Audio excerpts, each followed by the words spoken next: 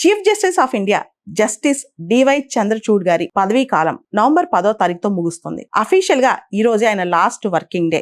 ఎందుకంటే రేపు ఎల్లుండి శని ఆదివారాలు కాబట్టి. డివై చంద్రచూడ్ గారు 50వ chief justice of India. Next మనకి రాబోయే చీఫ్ జస్టిస్ సంజీవ్ ఖన్నా గారు. ఆయన 51st CJI. డివై చంద్రచూడ్ గారు మొత్తం తన పదవీ కాలంలో చీఫ్ జస్టిస్ గానీ అంతకుముందు జడ్జిగా కానీ చాలా అద్భుతమైన జడ్జిమెంట్స్ ఇచ్చారు. ఆయన సుప్రీంకోర్టు జడ్జిగా మరియు చీఫ్ జస్టిస్ ఆఫ్ ఇండియాగా ఇచ్చిన ల్యాండ్ మార్క్ జడ్జిమెంట్స్ మనం కొన్ని చూద్దాం. Abhiram Singh versus CD Komachen. ఈ జడ్జిమెంట్ లో 7 జడ్జెస్ కాన్స్టిట్యూషన్ బెంచ్ ఓట్స్ మతపరమైన గ్రౌండ్స్ తో, రిలీజియస్ గ్రౌండ్స్ మీద ఓట్స్ అడగొచ్చా అనే దాని మీద ఆయన జడ్జిమెంట్ ఇచ్చారు. మెజారిటీ జడ్జిమెంట్ ఏంటంటే ఎలక్టోరల్ క్యాండిడేట్స్ ఎవరైతే ఎలక్షన్స్ లో పోటీ చేస్తారో వాళ్ళు మతపరంగా రిలీజియస్ గ్రౌండ్స్ మీద ఓట్స్ సీక్ చేయకూడదని, అది చాలా తప్పని చెప్పి కూడా జడ్జిమెంట్ ఇచ్చారనమాట. తర్వాత మనకు తెలుసు right to privacy judgment. Puttaswamy versus Union of India 2017. Right to privacy is a fundamental right. ఆంతరంగిక హక్కు ప్రాథమిక హక్కు ఆర్టికల్ 21లో అని చెప్పిన తీర్పు అనమాట. ఇది కూడా ఒక అద్భుతమైన కేసు. తర్వాత కేరళకు సంబంధించి హదియా కేసు అంటాం అనమాట.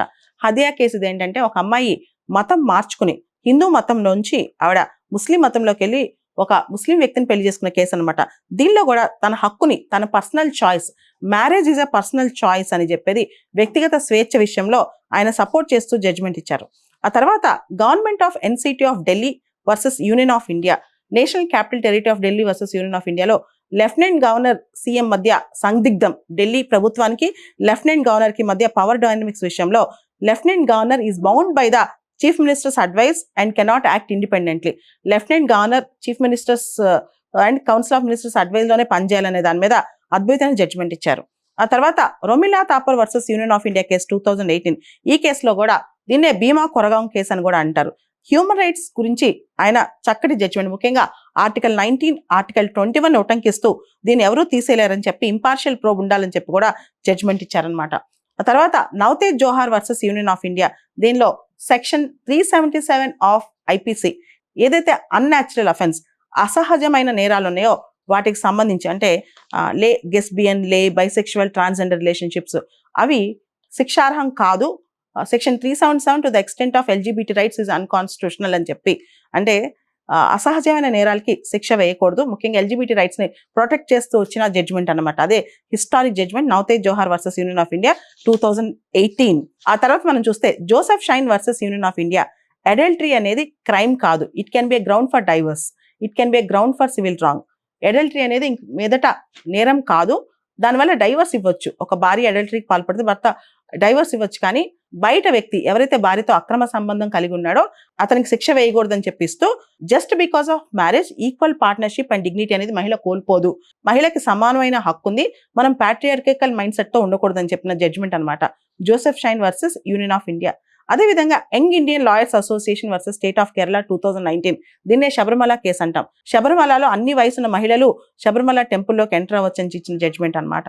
వీటన్నిటితో పాటు ఆయన చూసిన కేసుల్లో జమ్మూ కాశ్మీర్ సంబంధించిన special status article 370 repeal last year 2023లో ఆయన ఈ జడ్జిమెంట్ లో కూడా మెజారిటీ జడ్జిమెంట్ ని యాక్సెప్ట్ చేస్తూ ఆర్టికల్ 370 తీసేయడం కరెక్ట్ అని చెప్పి జడ్జిమెంట్ ఇచ్చారనమాట. ఆ తర్వాత జస్ట్ ఈ ఎలక్షన్స్ ముందు 18వ లోక్సభ ఎలక్షన్స్ ముందు ఎలక్టోరల్ బాండ్స్, ఎన్నికల బాండ్స్ అనేవి అన్కాన్స్టిట్యూషనల్ అని, రాజ్యాంగ విరుద్ధం అని చెప్పిన జడ్జిమెంట్ లో కూడా ఆయన కీలక పాత్ర పోషించారనమాట.